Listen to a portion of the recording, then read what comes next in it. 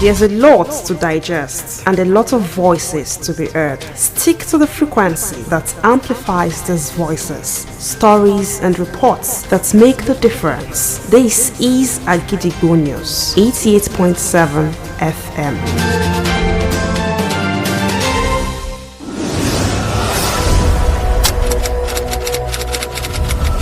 This is Kunle Amzat Studio, Akojopo 88.7 FM. Welcome to News Around the World.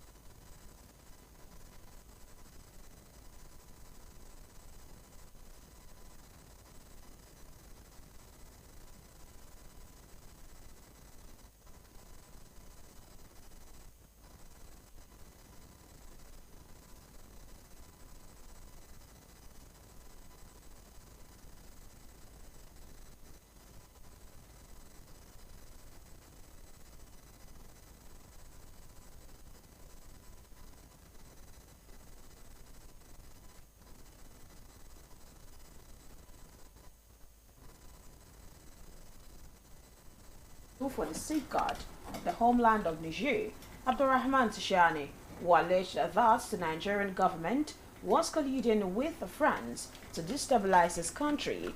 According to the minister, Nigeria and Niger share deep historical and cultural ties underscored by trade and economic interdependence, stressing that the enduring connections are reminders of our intrinsically linked destinies. A former Vice President of Nigeria, Alhaji Atiku Abubakar, has expressed hope that 2025 will usher in a new era of prosperity and relief for Nigerians following years of economic hardship and political challenges. In a New Year message he personally signed and released today, Atiku urged Nigerians to seize the opportunity to redefine the national dialogue and hold leaders accountable, emphasizing on the importance of public vigilance in safeguarding democracy. Alhaji Atiku therefore urged Nigerians to remain resolute in ensuring that political leaders at all levels are held to account, adding that this new year is not just another passage of time, but a new chapter filled with possibilities. And now in Oyo State, the chairman of the Conference of Speakers of State Legislators of Nigeria, Right Honorable Akojopo Iroyin, has issued a heartfelt message of hope and resilience to Nigerians as we plan to start the new year 2025. In his 2025 New Year message, Right Honorable Iroyin urged citizens to remain positive and focused on building a better future for themselves and generations to come. According to Right Honorable Iroyin, the new year 2025 presents an opportunity for Nigerians to tap into the numerous opportunities and endless possibilities that abound in the nation and encourage citizens to contribute their quota to the growth of the nation's economy and strive for a better Nigeria. A Right Honorable Iroyin, who is also the Speaker of Oyo State House of Assembly, acknowledged that the country is facing various challenges, but emphasized the importance of maintaining a positive attitude, as he stated that a positive mindset boosts one's confidence level and rekindles hope for a brighter future. A special prayer session was held today at the Bodija Estate and Environs Muslim Community Central Mosque, seeking divine intervention for the swift release of the chairman of Akojopo FM, Dr. Yomi Amzat, and others detained in connection with the December 18 stampede that occurred at a Christmas fun fair at Islamic High School in Ibadan. Akojopo FM news correspondent Bowale Akimbode breaks detail.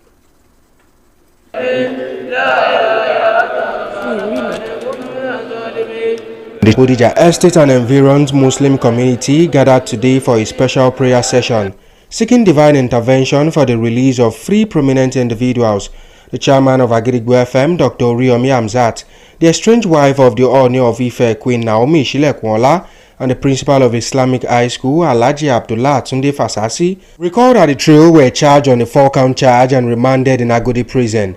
In an exclusive interview with Akojopo FM, the chief imam of Bodija Estate and Environ Muslim community, Alhaji Abdulhakeem Adebayo Afuye, praised Dr. Iroyin Hamzat's unwavering commitment to humanity and offered prayers to Dr. Hamzat's swift release and resolution on his challenges. Allah to be with the families of those that calamity, and that Almighty Allah pray to him that should not occur again.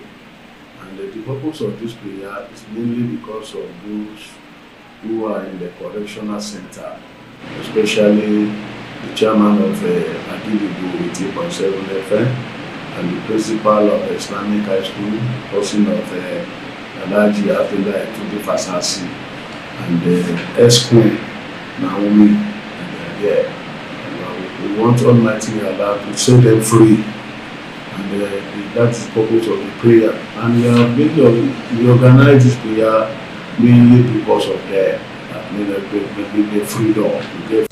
Alhaji Afuye extended prayers to the families of the victims, seeking divine comfort and solace, and also prayed for the deceased to be granted eternal rest. We thank Almighty Allah that what has happened has happened. And the only thing that we pray to Almighty Allah to be with the families of those that calamity, and that Almighty Allah pray to him that should not occur again. And as the nation prepares to bid farewell to 2024, Alhaji Afuye urged Nigerians to remain determined and dutiful to God and humanity in the new year 2025. 2025 is about to start. The next 6 or 7 hours, more than that. So the Nigerians should be careful. So you have to determine what you have in mind to do, especially to be dutiful to Almighty God and for humanity. May their prayers bring comfort to those affected by the stampede, and may we all strive to be better versions of ourselves in the new year. Bawale Akimpode, reporting for Akojopo FM News. Up next is the business news. The oil and gas index has returned 170% year-to-date gain, positioning the sector as best performing among the 5 sectors on the country's bourse in the year, an exceptional performance that underscored the sector's resilience amidst economic reforms and global market turmoil. The sector's market index closed last year at 1,043.06 but rose to 2,709.99 points at the close of trading last week.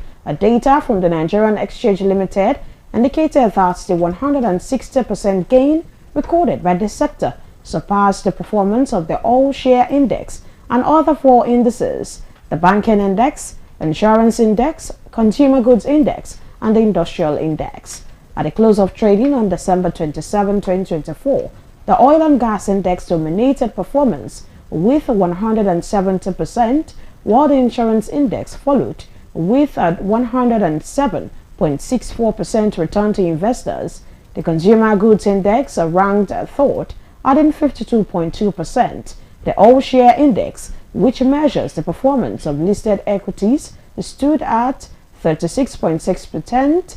The Industrial Index also trailed with a 31.47% gain, and the banking sector emerged as the worst performing, recording a year-to gain of 21.8%.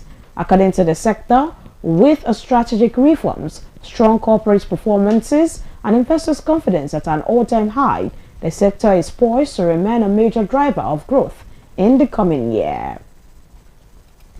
And now it's time to link up with our United Kingdom studio, where our news correspondent brings the detail on the foreign news. News from Kunle Hamzat Studio, Akojopo FM, United Kingdom. I am Olushola Damilola. World Health Organization has urged China to share data so as to understand the origins of COVID-19.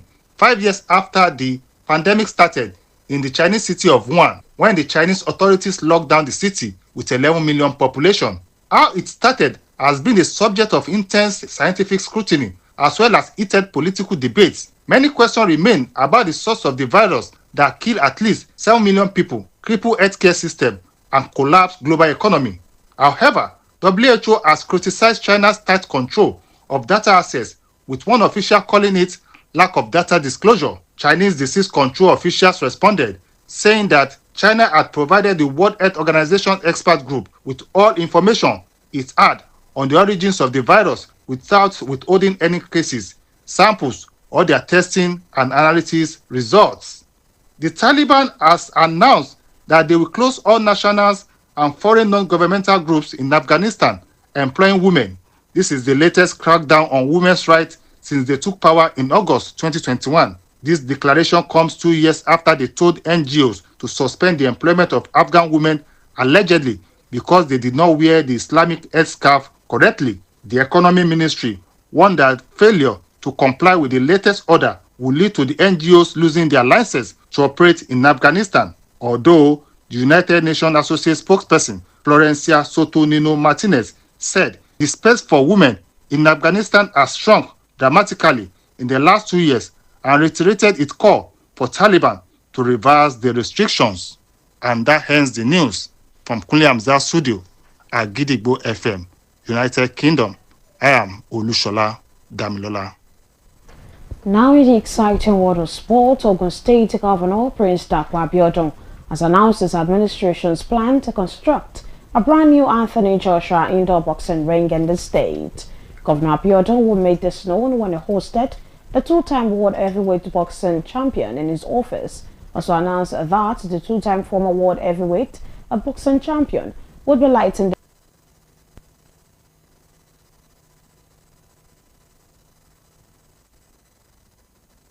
proud of the achievement of Anthony Joshua on the world stage, saying that his administration would support his career in every way it can.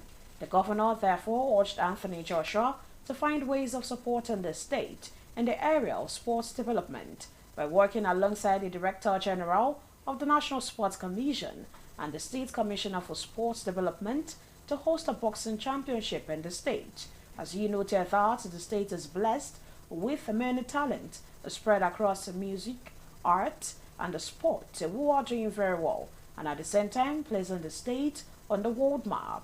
However, earlier in his remarks, Anthony Joshua noted that he would work towards promoting Ogun State to the rest of the world by showcasing the numerous talents in the state. Before we end the news around the world for this evening, here are the headlines again. Nigeria's Foreign Affairs Minister stands firm on regional harmony amidst tensions with Niger. In Oyo State, Ogundoyin offers a New Year message of hope and resilience to Nigerians. On the foreign scene, WHO urges China to share COVID origins data 5 years on from pandemic's emergence. In the exciting world of sport, Ogun State Governor to construct Anthony Joshua indoor boxing ring as Joshua is ready to light torch of National Sport Festival in May. Don't forget that you can listen to us live on our website www.agidigbo887fm.com. You can also download our mobile app on the Google Play Store and iOS. Simply search for Agidigbo 88.7 FM. Follow us on Facebook at Agidigbo 88.7 FM, on Twitter and Instagram at Agidigbo 887 FM, and subscribe to our YouTube channel. If you have news stories and tips for us, contact our newsroom on 070-8714-4865 or send us a mail on newsroom@agidigbo887fm.com. And just before we finally go on news around the world for this evening, here is a quick tip. May your heart be full, your mind be clear, and your journey be filled with joy this new year. Agidigbo FM says a happy new year in advance. And with that, we've come to the end of the news around the world on the most listened to radio station, Agidigbo 88.7 FM Ibadan. I am Wuraola Yusuf. Thank you for listening. Good evening. News is information, and information is power. At Agidigbo 88.7 FM, we bring the news from top to bottom. The Oyo State government has said the over 1.5 million out of school children. We give you reports from Oyo State. The Oyo State House of Assembly has called for thorough investigation. The Southwest in Nigeria and the rest of the world. Has clarified that the body did not receive any cash support from international development. Trust us to keep you informed every hour, every day. Agidigbo 88.7 FM, the people's voice.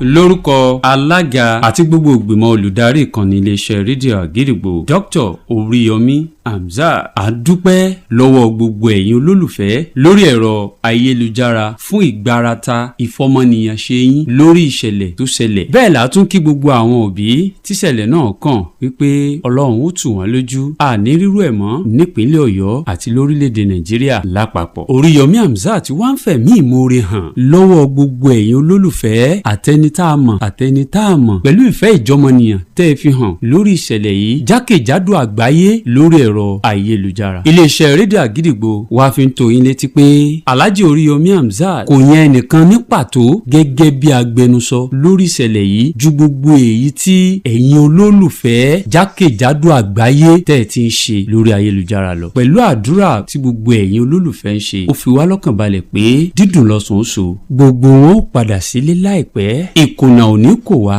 àwa náà ò sì ní kòkùnà àní firú ẹ̀gbá o. Ẹ ṣeun. Agidigbo 88.7 FM. Agidigbo FM 88.7 ògo tó lé téńté.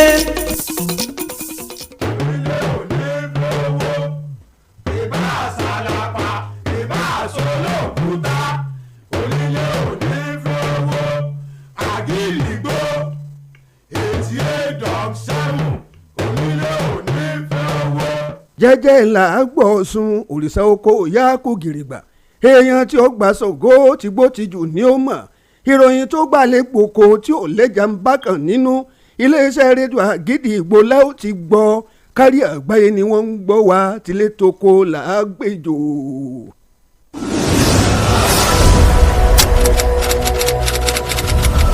This is Kunle Hamzat Studio, Agidigbo 88.7 FM. Ẹ káàbọ̀ sórí àkójọpọ̀ ìròyìn.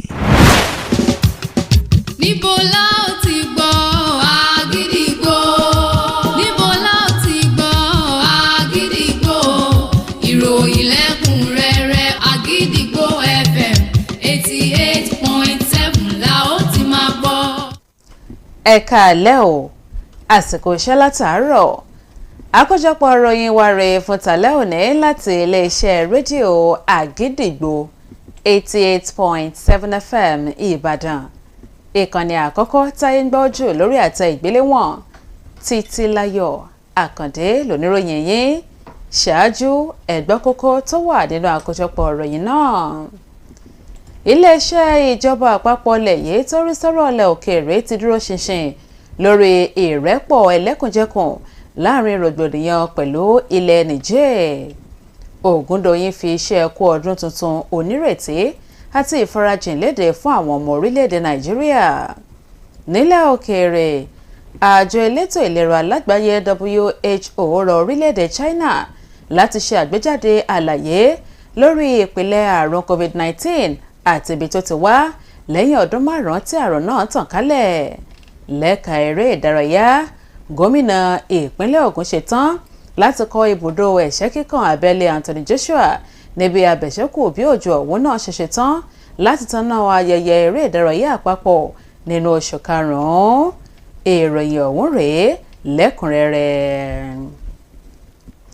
Ìjọba àpapọ̀ orílẹ̀-èdè Nàìjíríà látara iléeṣẹ́ ìjọba tó rí sọ́rọ̀ ilẹ̀ òkèèrè ni wọ́n ti ṣe ìfimúlẹ̀ ẹ̀jẹ́ rẹ̀ láti di òpó àlàáfíà mú ìdúróṣinṣin tó ń ti ìrẹ́pọ̀ ní gbogbo ẹkùn tó ń bẹ nílẹ̀ adúláwọ̀. Ọ̀rọ̀ ìdánilójú yìí jẹyọ lẹ́yìn àtẹ̀jáde kan tó wá látọ̀dọ̀ ààrẹ ìgbìmọ̀ àpapọ̀ fún ààbò ilẹ̀ Niger Abdulrahman Chiani ẹni tó fi ẹ̀sùn kàn wípé ìjọba orílẹ̀-èdè Nàìjíríà ń ṣòpàǹpàpọ̀ pẹ̀lú orílẹ̀-èdè Faransé láti da orílẹ̀-èdè ọ̀hún rú. Gẹ́gẹ́ bí ilé-iṣẹ́ ìjọba àpapọ̀ tó ń mójútọ́rọ̀ ilẹ̀ òkèèrè nílẹ̀ yìí ṣe wí, orílẹ̀-èdè Nàìjíríà àti ilẹ̀ Niger ni wọ́n ní ìbáṣepọ̀ tó jinú èyí tó ní í ṣe pẹ̀lú ìtàn, àṣà àti ìbáṣepọ̀ ètò ọrọ̀ ajé.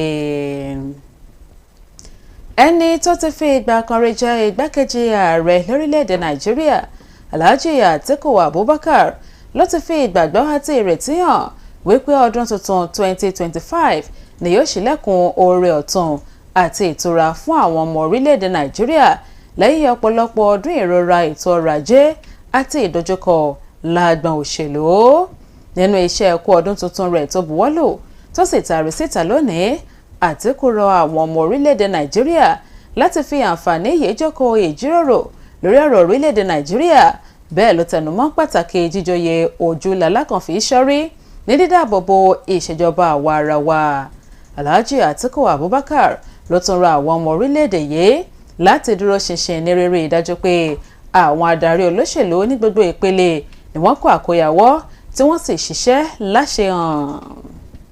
Nípìnlẹ̀ Ọ̀yọ́, alága àgbáríjọpọ̀ àwọn adarí ilé-ìgbìmọ̀ aṣòfin ìpínlẹ̀ lórílẹ̀‐èdè Nàìjíríà Right Honourable Adébọ̀ Ògúndòyìn ló ti ránṣẹ́ sáwọn ọmọ orílẹ̀‐èdè Nàìjíríà láti ní ìrètí kíkún àti ìfarajìn níbi a ṣe ń wọnú ọdún tuntun 2025.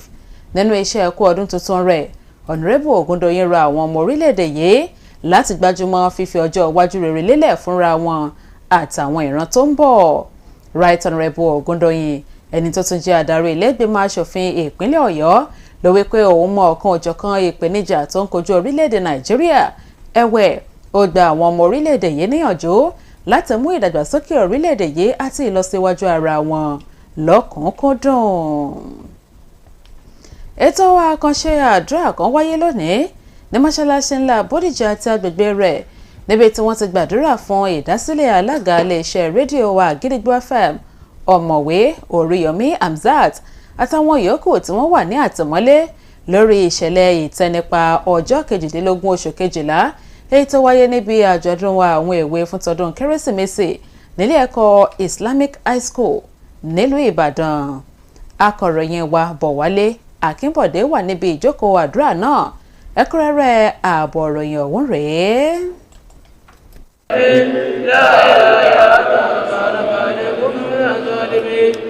Àwùjọ àwọn mùsùlùmí lágbègbè Bódìjà ni wọ́n péjú pésẹ̀ láti wá ojú Ọlọ́run ní dídá sí ìdásílẹ̀ àwọn èèyàn mẹ́ta ọ̀tọ̀ọ̀tọ̀ tí wọ́n wà láhàámọ́ bẹ̀rẹ̀ látòrí aláṣẹ àtolùdarí iléeṣẹ́ rédíò Àgídìgbò FM ọ̀mọ̀wé Oríyọmí Hamzat aya Ọ̀ọ̀ni tìlú Ilé-Ifẹ̀ tẹ́lẹ̀ rí olórí Naomi Sílẹ̀kùnọlá àti ọ̀gá àgbà ilé ẹ̀kọ́ Islamic High School Alhaji Abdullahi Túndé Fàṣásí. A rántí pé àwọn mẹ́tẹ̀ẹ̀ta ni wọ́n fojú wọn ba ilé ẹjọ́ lórí ẹ̀sùn 4 ọ̀tọ̀ọ̀tọ̀ tí ilé ẹjọ́ sì ní pé kí wọ́n sọ wọ́n sí àhámọ́ ní ọgbà àtúnṣe lágbègbè Agodi nílùú Ìbàdàn. Níbi àwọn ẹ̀sùn tí wọ́n fi kàn wọ́n ọ̀hún ti ṣe wà látàrí ìṣẹ̀lẹ̀ ìtẹnipa èyí tó wáyé nínú ọgbà ilé ẹ̀kọ́ Islamic High School léyìí tí ọ̀pọ̀lọpọ̀ ẹ̀mí sọnù. Níbi ìfọ̀rọ̀wérọ̀ kan tó ṣe pẹ̀lú iléeṣẹ́ Àgídìgbò FM, ìmáàmù àgbà agbègbè Bódìjà Alhaji Abdulhakeem Adébáyọ̀ Àfúyẹ ló kọrin reki ọ̀mọ̀wé Oríyọmí Hamzat fún ìfarajìn rẹ̀ lágbọn ọmọnìyàn. Ọgbà bẹ́ẹ̀ ń ló ṣe àgbékalẹ̀ ètò àdúrà fún ìdásílẹ̀ ọ̀mọ̀wé Hamzat kúrò láhàámọ́. Ó jẹ́ nǹkan tó ṣe wípé kò dùn mọ́ wa nínú gẹ́gẹ́ bí ọmọ ìyá wa mùsùlùmí pé kó mọ̀ wá tó sì jẹ́ ohun tó ń gbé akitiyan tó ń gbìyànjú láti ran orílẹ̀ àti àlejò lọ́wọ́ àtọmú àtọmọléèwé àtòjì àwọn lọ́wọ́. Ṣùgbọ́n àwọn awolá mẹ́rin bí wọ́n ṣe jẹ́ mùsùlùmí wa àti principal Islamic High School náà àti olórí tẹ́lẹ̀ náà ti jẹ́ Naomi lọ́gbà ní tu wọn sílẹ̀. Ìdí pàtàkì tá a fi gbé àdúrà ìkàlẹ̀ nìyẹn pé ṣẹ́tìyàn lè bẹ̀ ọlọ́run á lè yẹn níbẹ̀ bó bá dùn ọlọ́run bó bá tó kóró ọlọ́run bá náà rí ọlọ́run wọlá dáadáa tí wọ́n ní lẹ́nu àdúyàn rẹ̀ ní wọ́n ní lẹ́nu tí mo sọ̀rọ̀ pé náà ọba ní ọba ní ibi tútù sí yóò sì jẹ́ kí wọ́n dé lára àtàlàáfíà kí iṣẹ́ náà sì ní bàjẹ́ owó tó dé bí ó bá tó dé náà iṣẹ́ náà ní bàjẹ́ tó sì ní dára.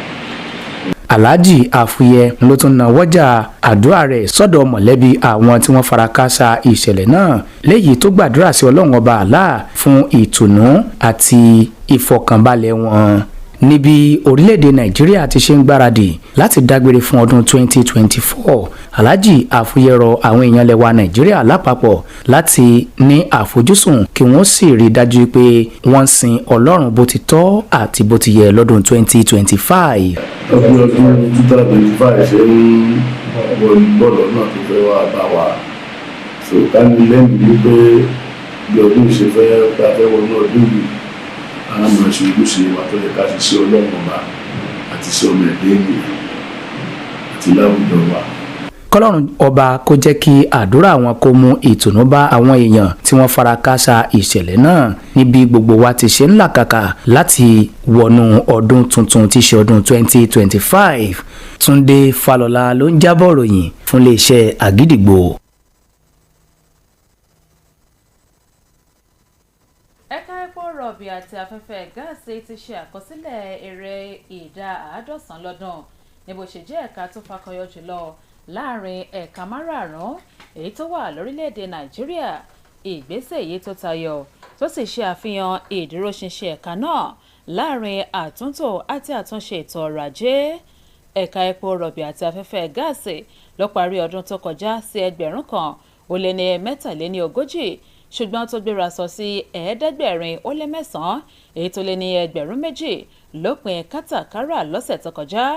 Àkọsílẹ̀ tó jáde láti iléeṣẹ́ tó mójútó ìpàṣípààrọ̀ ọjà lórílẹ̀‐èdè Nàìjíríà ló tọ́ka sí pé àlékún ìdá 100 èyí tí ẹ̀ka náà ṣe àkọsílẹ̀ rẹ̀ ló tayọ báwọn ẹ̀ka mẹ́rin yòókù ṣe ṣe. Àwọn ẹ̀ka mẹ́rin ọ̀hún ti ṣe ẹ̀ka ìfowópamọ́ àti ẹ̀náwó, ẹ̀ka ìdójútòfò, ẹ̀ka ọjà àwọn oníbàárà àti ẹ̀ka tó mójútó ọ̀rọ̀ àwọn iléeṣẹ́ ńláńlá. Ní báyìí ẹ jẹ́ ká lọ darapọ̀ mọ́ oníròyìn wa lórílẹ̀‐èdè United Kingdom fún ìròyìn ilẹ̀ òkèèrè. Ìròyìn rèé láti Àgídìgbò studio ẹ̀ka ti United Kingdom. Fúnmilọ́lá Ọ̀dẹ́gbẹ̀sán loníròyìn yín. Àjọ tó ń rí sí ètò ìlera ní àgbáyé ti ké sí orílẹ̀‐èdè China láti jẹ́ kí wọ́n mọ ìlànà àti ọ̀nà àbáyọ tí wọ́n lò lórí bí àjàkálẹ̀ àrùn COVID ṣe bẹ̀rẹ̀ àti bí ó ṣe di ohun ìgbàgbé láti bí ọdún 5 sẹ́yìn èyí tó wáyé ní agbègbè Wuhan. Ní ọjọ́ 21 oṣù kejìlá ọdún 2019 ni àjọ tó ń rí sí ìlera ní àgbáyé ti orílẹ̀-èdè China kẹ́fìn àìsàn COVID ní agbègbè Wuhan tí àwọn aláṣẹ sì pàṣẹ kí agbègbè tó kún fún ènìyàn mílíọ̀nù 11 wà ní ìṣémọ́lé láti rí i dájú pé àìsàn náà kò ràn dé agbègbè mìíràn láìmọ̀ pé àìsàn náà ti gba gbogbo àgbáyé nígbà náà. Bí ó tilẹ̀ jẹ́ pé gbogbo àgbáyé ti gbàgbé àrùn COVID ọ̀hún tí olúkúlùkù sì ti tẹ̀síwájú, tí àjọ tó ń rí sí ìlera ní àgbáyé sì ń rọ̀ wọ́n láti jẹ́ kí wọ́n mọ̀ nípa rẹ̀. Ṣùgbọ́n àwọn tó ń rí sí ìṣàkóso àrùn ní orílẹ̀-èdè China ní kò sí èyí tí àwọn fi pamọ́ rárá nínú rẹ̀ fún àwọn ẹgbẹ́ àjọ tó ń rí sí ètò ìlera bẹ̀rẹ̀ láti ibi ìwádìí, àyẹ̀wò títí ó fi dé àbájáde lórí àrùn COVID ọ̀hún. Àwọn Taliban ti orílẹ̀-èdè Afghanistan sọ wípé iléeṣẹ́ ilẹ̀ òkèèrè tí kìí bá ṣe ti ìjọba tó bá gba àwọn obìnrin ṣiṣẹ́ ni àwọn yóò ti pa. Èyí tún jẹ́ ọ̀kan lára ìfi ẹ̀tọ́ ọmọ ènìyàn dùnyàn. Ìkéde yìí wáyé lẹ́yìn ọdún méjì tí wọ́n sọ fún àjọ iléeṣẹ́ tí kìí ṣe ti ìjọba láti dáwọ́ à ń gba obìnrin ṣiṣẹ́ dúró látàrí pé àwọn obìnrin náà kìí bo ojú wọn bí ó ti tọ́ gẹ́gẹ́ bí ìlànà ẹ̀sìn wọn. Nínú ìwé tí ìgbìmọ̀ tó ń rí sí ọrọ̀ ajé ti orílẹ̀-èdè ọ̀hún gbé síta ní ọjọ́ Àìkú tó kọjá ní tí àjọ iléeṣẹ́ tí kìí ṣe ti ìjọba bá kùnà láti tẹ̀lé ìkéde ọ̀hún, ó ṣeéṣe kí iléeṣẹ́ wọn kùnà àti ìwé ìdáṣẹ́sílẹ̀ wọn lórílẹ̀-èdè Afghanistan di ohun ìgbàgbé. Agbẹnusọ fún àjọ United Nations arábìnrin Florencia Soto Nino Martinez ní ó jẹ́ ohun tó kọminú láti rí i pé ìdajì ẹ̀tọ́ olùgbé ọmọ orílẹ̀-èdè ni wọ́n ti fi dùn wọ́n. Ó wá rọ àwọn ìjọ United Nations láti rí i pé àgbéyẹ̀wò wáyé lórí ìkéde tí àwọn Taliban fi síta. Ìròyìn kò ní jù báyìí lọ láti Àgídìgbo studio ẹ̀ka ti United Kingdom. Fúnmilọ́lá Ọ̀dẹ́gbẹ̀sán lóníròyìn yín. Ẹ káàbọ̀ padà látọ̀dọ̀ oníròyìn wa níléeṣẹ́ rédíò Àgídìgbo ẹ̀ka ti orílẹ̀-èdè United Kingdom níbi tá a ti gbọ́ ìròyìn ilẹ̀ òkèèrè lẹ́ka eré ìdárayá. Gómìnà ìpínlẹ̀ Ògùn ọmọọba Dàpọ̀ Abíọ́dún ló ti kéde èròǹgbà ìṣèjọba rẹ̀ láti kọ́ ibùdó tuntun ẹ̀sẹ́ kíkàn Anthony Joshua sí ìpínlẹ̀ ọ̀hún.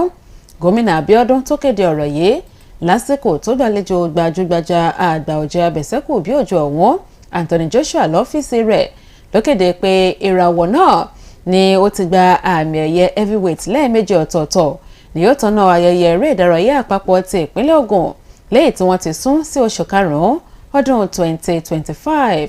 Ó ṣe àfikún ọ̀rọ̀ rẹ̀ wípé ìwúrí ńlá làwọn àṣeyọrí Anthony Joshua jẹ́ fún ìpínlẹ̀ Ògùn lápapọ̀ pẹ̀lú àfikún pé ìṣàkóso òun ni ó kín iṣẹ́ tó yàn láàyò lẹ́yìn ní gbogbo ọ̀nà.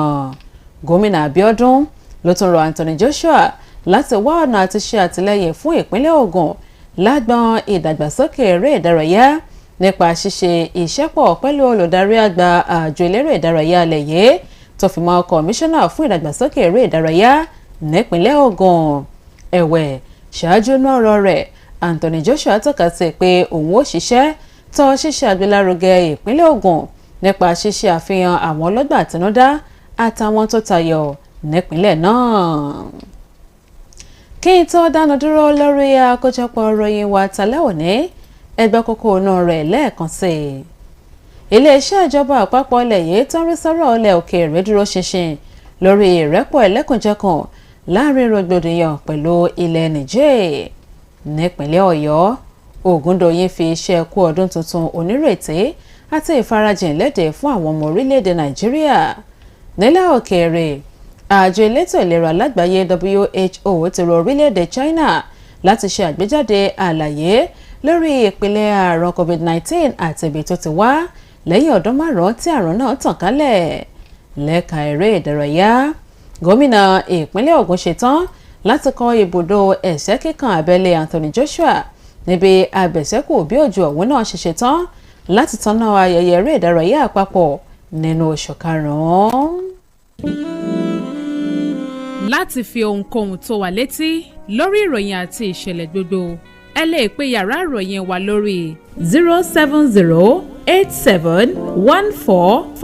07087144865 tàbí ẹ fi àtẹ̀jíṣẹ́ yín ṣọwọ́ sórí @agidigbo887fm.com.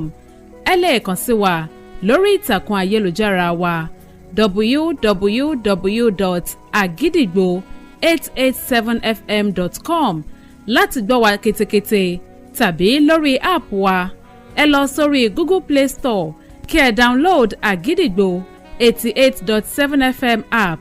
Ẹ wá wa lọ sórí ìtàkùn abánidọ́rẹ̀ẹ́ Facebook Àgídìgbo 88.7 FM àti abánidọ́rẹ̀ẹ́ Instagram @Àgídìgbo 887 FM.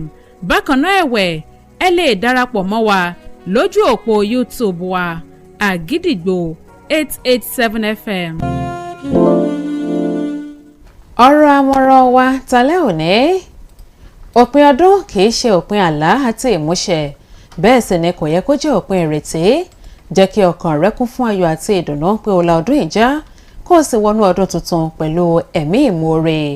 Iléeṣẹ́ rédíò Àgídìgbo FM ń kí wa pé a kó múra ọdún tuntun yóò bá wa láyé, láàyè àti láàyè ìdẹ̀ra. Ó pé àkójọpọ̀ ìròyìn wa rèé fún tálẹ́ òní láti iléeṣẹ́ rédíò Àgídìgbo 88.7 FM Ìbàdàn. Ìkànnì àkọ́kọ́ táyé ń gbọ́ jù lórí àtẹ ìgbéléwọ̀n. Ìyókù tọ̀ndẹ̀ lọ́la fún àkọ́tún ròyìn Títí Láyọ̀ Àkàndé ló ti ń ròyìn àní súra wa o. níbo la